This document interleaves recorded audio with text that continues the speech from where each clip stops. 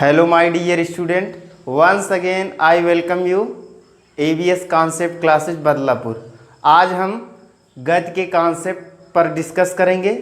आइए देखते हैं गद्य के प्रकार। आज हम बात करेंगे गद्य के प्रकार क्या है। तो गद्य के निम्नलिखित प्रकार हैं, जिसमें हम पहला देखते हैं। पहला हमारा क्या है?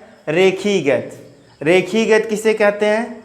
यदि कोई गतिमान वस्तु एक सीधी रेखा पे गति करती है तो उसे हम क्या कहेंगे? रेखीय गति कहेंगे। फॉर एग्जाम्पल में देखते हैं। फॉर एग्जाम्पल में हम देखते हैं चलती हुई कार। दूसरा हमारा है पेड़ से गिरता हुआ फल आदि। अगला हम डिस्कस करते हैं दोलनी गति क्या है। अगला हमारा क्या है? दोलनी गति क्या है? यदि कोई गतिशील वस्तु अपने मार्ग के किसी नियत बिंदु के इधर उधर गति करता है तो उसे हम क्या कहेंगे? दोलनी गति कहेंगे। इसका भी हम एक एग्जाम्पल देखते हैं। सरल लोलक की गति, सरल लोलक की गति, झूले की गति आदि। अगला हमारा है अनियमित गति। अनियमित गति यदि कोई गतिमान वस्तु, अनियमित गति हमारा यदि कोई वस्तु निरंतर अपनी दिशा बदलती रहती है उसे हम क्या कहेंगे? अनियमित गति। इसका भी एक एग्जाम्पल हम देखते हैं।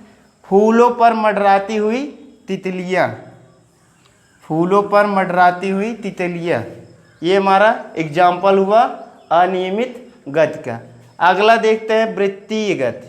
जब कोई गतिमान वस्तु एक वृत्तीय पथ पर गति करती है तो उसे हम क्या कहेंगे? वृत्तीय गति कहेंगे। इसका भी एग्जाम्पल हम देखते हैं।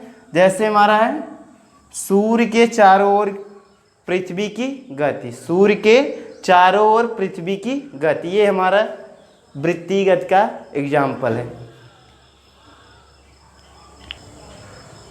नेक्स्ट हमारा है वृत्तीय गति। वृत्तीय गति की हम परिभाषा देखते हैं। जब कोई गतिमान वस्तु वृत्तीय पथ पर समान समय अंतराल में समान दूरी तय करता है तो उसे हम क्या कहेंगे? वृत्तीय गति कहलाता है। जैसे एग्जाम्पल में हम देखते हैं सूर्य के चारों ओर पृथ्वी की गति। नेक्स्ट हम देखते हैं एक समान गति क्या है। जब कोई गतिमान वस्तु समान समय अंतरालों में समान दूरी तय करता है तो उसे हम क्या कहेंगे? एक समान गति कहेंगे। तो आइए इसका एक एग्जाम्पल लेते हैं हम। सपोज करिए कह रहा है हमारा जब कोई गतिमान वस्तु समान समय अंतराल में समान दूरी तय करता है तो उसे एक समान गति कहते हैं।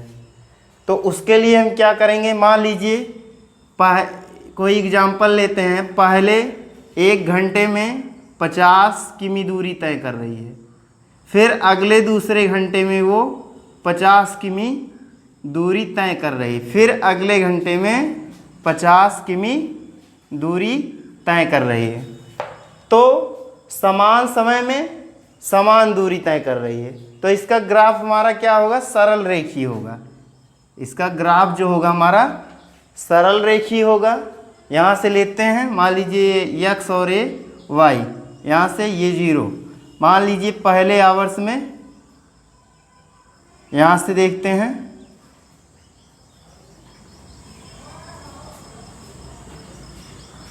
पहले आवर्स में, मान लीजिए पहले घंटे में, पहले आवर्स में कितना हो रहा है हमारा?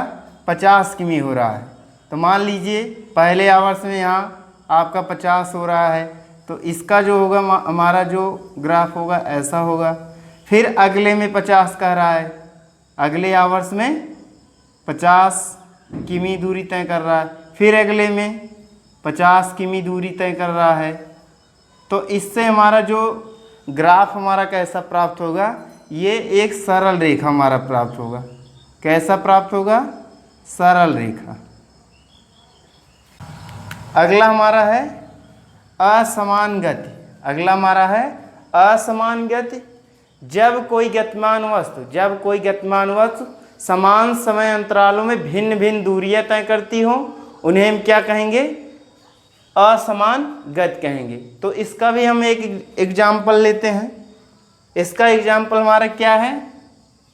जैसे जैसे हम देखते हैं, मान लीजिए पहले आवर्स में 30 किमी दूरी तय की, पहले आवर्स में 30 किमी, मान लीजिए दूसरे आवर्स में 40 किमी, तीसरे आवर्स में 10 किमी। तो यहाँ पे क्या हो रहा है, यहाँ पे समान समय में क्या हो रहा है, हमारी जो दूरियां हैं घट रही हैं, कभी बढ़ रही हैं, यानी यहाँ पे दूरियां हमारा जो हो रहा है भिन्न भिन्न दूरी तय कर रही समान समय अंतरालों में। इसका ग्राफ जो होगा हमारा असमान गति का कैसा होगा, पहले एक घंटे में हमारा 30 किमी दूरी की, दूसरे घंटे में 40 किमी, अगले नेक्स्ट आवर अगले घंटे में क्या हुआ 10 किमी। तो इससे हमारा जो निष्कर्ष निकल रहा है, हमारा ग्राफ यहाँ पे देखिए जब समान दूरी तय कर रही थी तो हमारा ग्राफ कैसा बना, एक सरल रेखीगत बनी। यहाँ पे क्या है, यहाँ पे भिन्न भिन्न जब दूरियाँ तय करेंगी तो यहाँ पे हमारा ग्राफ सरल रेखा नहीं प्राप्त होगा, वह एक वक्र के रूप में टेढ़ा मेढ़ा प्राप्त होगा। नेक्स्ट वीडियो में चाल तथा वेग के कॉन्सेप्ट को समझेंगे। तब तक के लिए धन्यवाद।